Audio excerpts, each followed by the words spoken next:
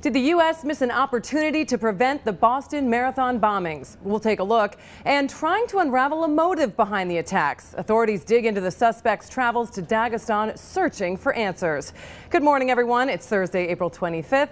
We'll have much more on those stories and a lot more here on the News Hub. I'm Kelsey Hubbard. But first, we're going to go straight to Moscow, where the Wall Street Journal's Paul Soni is joining us with more on the suspects as the investigation continues into the bombings. Paul, thanks so much for joining us this morning. No problem.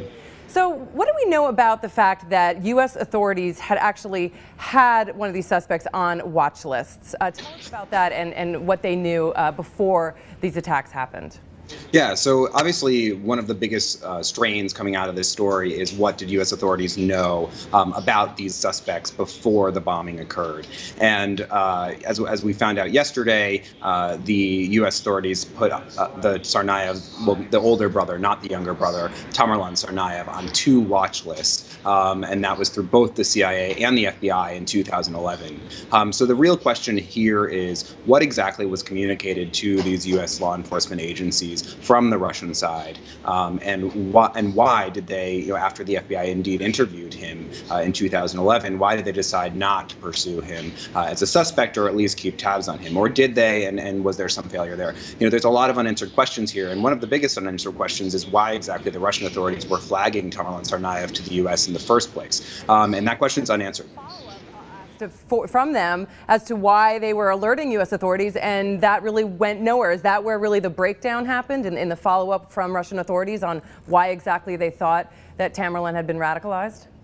I mean, that is something that is being suggested by U.S. authorities, but really I don't think people know the answer to that yet. Russian authorities have been more or less stonewalling on the idea that they ever even flagged Tamerlan Tsarnaev to the U.S. No information has come out on this side about that, and I think that's in part because Russian officials are being somewhat defensive, and they are afraid that the U.S. is trying to pin his radicalization or pin his actions on Russia, and so that has created a sort of reaction here in Moscow, whereby instead of giving information about what was being communicated, people are sort of in denial mode.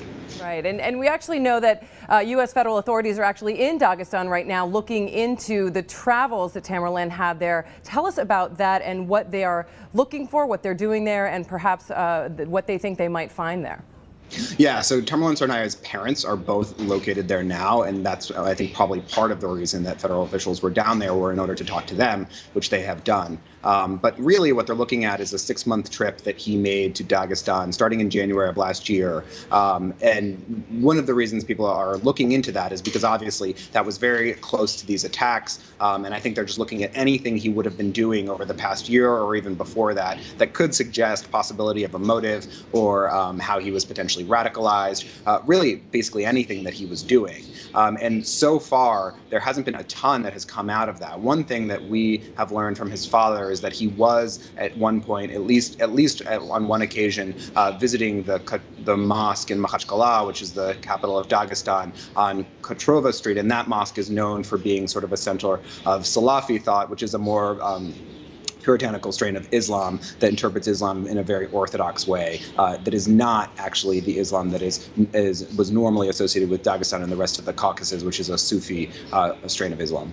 And give us a little bit of a sense of what is going on in that region that would perhaps lead anyone to believe that he would have been, something would have happened there in terms of a change in his religion or radicalization. Give us a little bit about what's just happening in the area of Dagestan right now, so that people get a perspective as to why that might have been something going on there that he might have been influenced by. Yeah, so his mother is from Dagestan. She's a Var, which is one of the biggest ethnic groups in Dagestan, and his father is from Chechnya. Chechnya and Dagestan are neighboring republics in the south of Russia. They're part of the Russian Federation. They're on the southern border in the Caucasus Mountains, and they've been a center of, probably the biggest center of violence since the fall of the Soviet Union within Russia. And so what initially happened there was, at the fall of the Soviet Union, Chechnya, a group of Chechen nationalists wanted to declare independence from Russia. That that led to a very bloody war in the 1990s, and then it led to a second war starting in 1999 and going through the mid-2000s. And as those wars progressed, what happened was a lot of Salafi jihadist fighters came to help their Chechen brethren fight the Russian forces in the Kremlin. And what they brought with them was a sort of Salafi jihadist ideology, which then got melded into this war that was initially about sort of ethnic nationalism and separatism. And so what happened there was the war that was initially about we want our own country, we are our own people, we have our own language, we're a separate nation. And sort of eventually it contained these elements of Islamic jihad. And that is what we now after that, sort of the Kremlin and Russian forces neutralized the war in Chechnya, in part by bringing in a sort of hardline Chechen leader named Ramzan Kadyrov. And that has been, Chechnya has actually been quite quiet in that sense for the last 5 or so years. And what has happened is the insurgency and the elements of the insurgency have spilled over into neighboring Dagestan, which is where Tamerlan Tsarnaev was last year. Paul, thank you so much for bringing all that to us. Interesting reporting, some great insight as this investigation continues into these Boston Marathon bombings. Thanks so much for joining us this morning from Moscow. No problem.